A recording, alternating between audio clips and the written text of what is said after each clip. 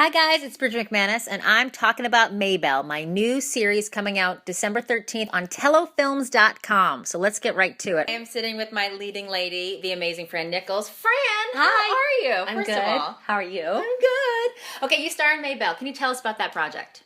It's my favorite project ever. Yay! What's it about? It is about these two women who fell in love when they were young, and then life pulled them apart, as life tends to do, and then they reconnect later in life and are faced with a whole new set of challenges and questions and obstacles that they have to overcome in order to reignite their love. Your plot description is much better and cleaner than mine. Mine's like, there's girls and they touch boobs and then things happen. That's really, and yours is that like, really is what it's about. Yeah, I was just trying to be. If you like boobs, you're going to love Maybelle. Yes. Boobs. And who doesn't like boobs? You're a monster if you don't like boobs. You play Della Kane Cumby, so how would you describe her? I think she's a really complicated woman. I think she's one of these women who has a lot happening underneath the surface, but she's learned to just play everything really kind of cool, calm, and collected. So you're in a rut right now. She's definitely in a rut. She's married to a guy. She's married to a guy. But she's been with women. Exactly. When everyone asks me in interviews about you, I always say that Della is sexually fluid. They'll say, is she bisexual, whatever. So how would you identify her? I think that's a good way to identify her. I think Della probably struggles. I think probably a lot of people can relate to her because we come from a culture that loves to label people. Yes.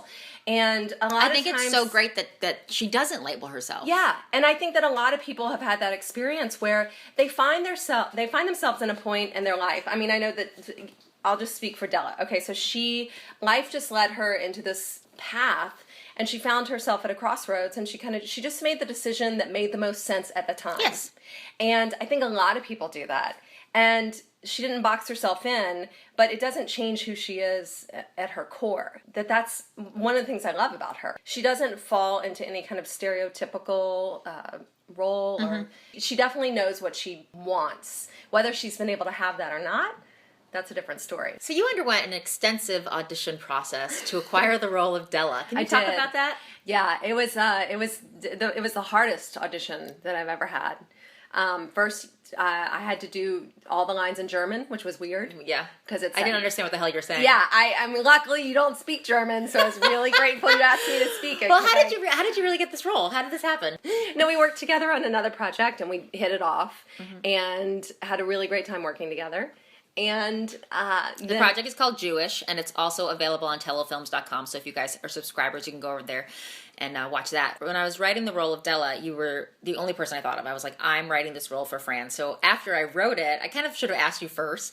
But after because what if you were like, I wrote the thing, and then I was like, here, and then you're like, no, fuck you. I would have to start from scratch. Never. But I wrote the role, and then I was like, will you please do it? So what were your thoughts when I called you up and said, will you do this part? Yeah, I was actually thinking about this yesterday, which is, so I guess it was about 5 years ago. I was getting my hair cut upstairs. Oh, I love this little story. And a woman who used to live upstairs from Bridget used to cut my hair. Anyway, but I was talking about wanting to do stand-up.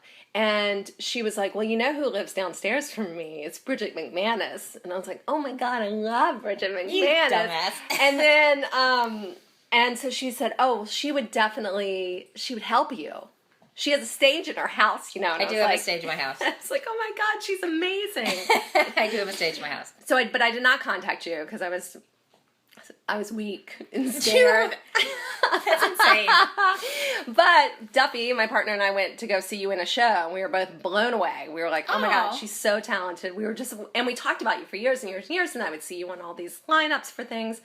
So then when I got the chance to work with you, it was really like dream come true. So then when you asked me to do a project that you had written, are you kidding me? I didn't know that you guys came to see my show. That's so nice. Oh yeah, it was, and you killed it. You have not seen her stand up. You haven't lived. Aw, thanks, Fran. So we have to talk about the kissing. Yes. We did a lot of kissing and rolling around in this series. So what was your experience like? It was easier than I thought it was going to be, and harder than I thought it would. I know that doesn't make any sense, but maybe certain elements, yeah. You definitely created a safe space, so I definitely felt safe and like not weird about it. We did find out we're loud kissers. We are very loud kissers. But you know what? So be it. And someone, Joshua Jackson, who's on The Affair, was just on Ellen, and he was talking about this, about when you're doing a love scene with a crew. Yep. And what a strange experience that is, because it's this really intimate exchange between two people with someone with a mic over your head and a camera rolling and there's all these other elements involved. Yep.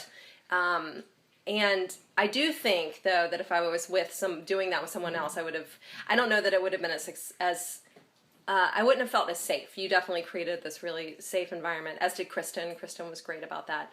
Kristen's our director, yep.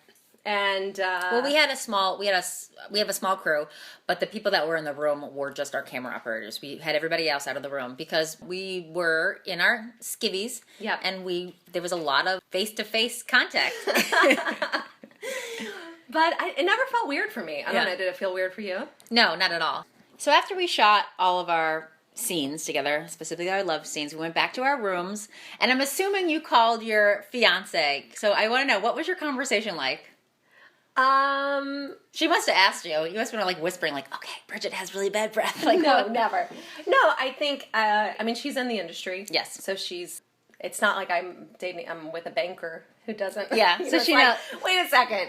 What are you doing? When I would go home, and I would always really kiss her, just in case. I mean, she never said anything, but I was like, this is for you, babe. Is she jealous at all? No, she's actually one of the calmest, steadiest people I know. I'm the crazy, kind of all over the place one. She's great, very supportive, and she directed us in Jewish. Exactly. Which we do like peck on the cheek kind of kissing. Remember when we were doing Jewish, she would be like, "Oh, guys, let's get a little more intimate."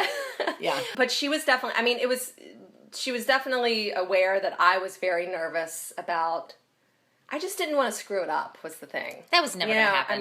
You're sweet. Since I wrote it for you, there was really nobody else. I didn't have like a backup for you. Like, you were the only person I thought of. But what if you wrote it, and then you were like, I want Fran, and then I showed up and didn't deliver. Not a chance. There was that.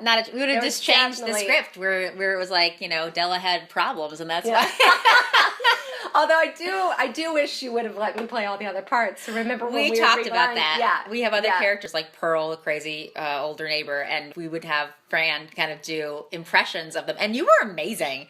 Can you give a little? I think that Pearl would have been. Can you give a little Pearl impression? Gosh, what was her? Do you remember some of her lines? She said, "You can't put salt on a shit sandwich." Listen, you can't put salt on a shit sandwich. I mean, that's fantastic! Yay! Oh my God! Get ready, Academy Awards. It's all happening. How was it like doing a dramatic role? Was it scary? Amazing.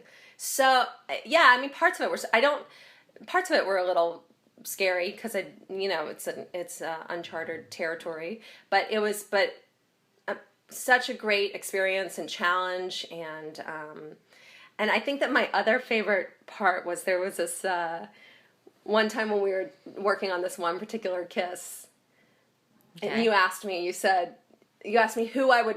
Oh, I know what you're talking about. We needed the kiss to be like the.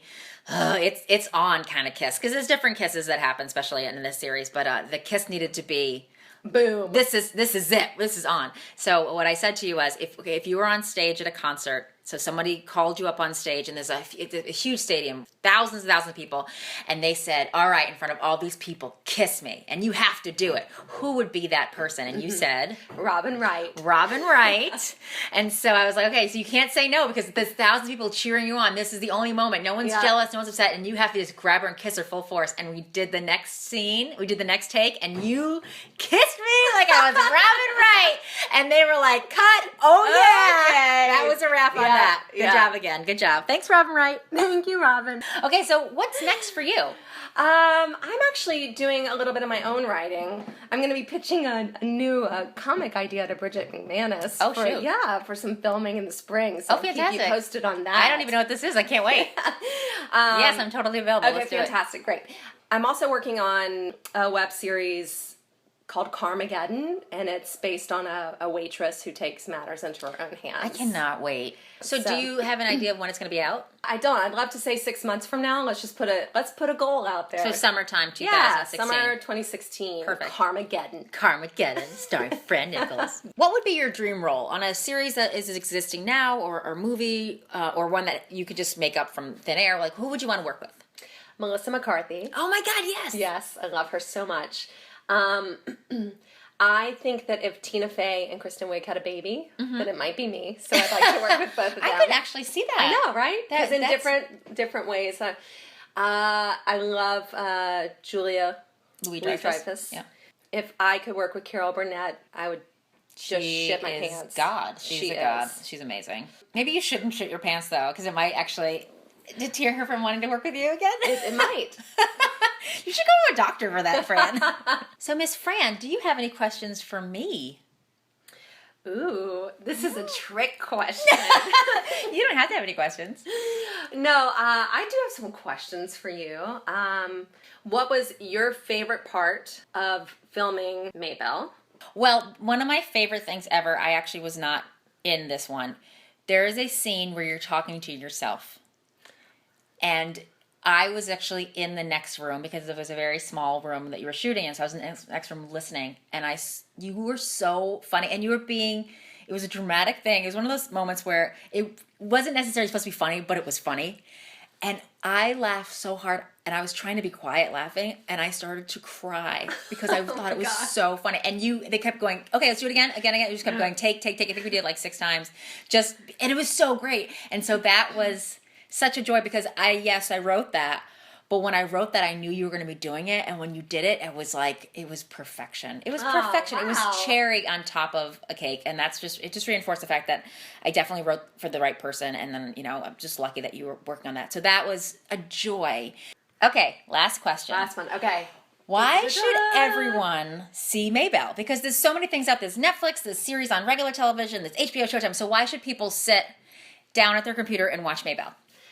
Everyone should watch Maybelle because it stars Bridget McManus. No, why should everybody watch Maybelle? No, everyone should watch it because it's a really close your eyes and put your hand on your heart. It's a beautiful story, and I think a lot of people are going to relate to it. And it's not a story about the trials and tribulations about being gay. It's a story about love, and that sometimes love isn't always convenient. And what you do in those situations. And I have goosebumps because it's true. I mean, it's those, we've all had that experience in our life where we've loved someone, but maybe it's just the wrong time. And then what do you do about that? And how does that play out? And this is a really beautiful story about that. And it was exceptionally well written.